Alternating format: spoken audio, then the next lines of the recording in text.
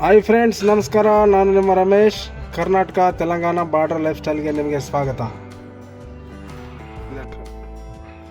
ಇವತ್ತಿನ ಒಂದು ವಿಡಿಯೋ ಬಂದು ನಮ್ಮ ಮಹಿಳೆಯರು ಹೊಲದಲ್ಲಿ ಯಾವ ಥರ ಕೆಲಸ ಮಾಡ್ತಾರೆ ನೋಡಿ, ಹಾಗೂ ಈ ಒಂದು ಕೆಲಸವನ್ನು ಬಿತ್ತಿದ ಮೇಲೆ ಎಲ್ಲ ನಾಟಿ ಆದ ಬಳಿಕ ಈ ಥರ ಒಂದು ಹುಲ್ಲು ಬೆಳೆಯುತ್ತದೆ.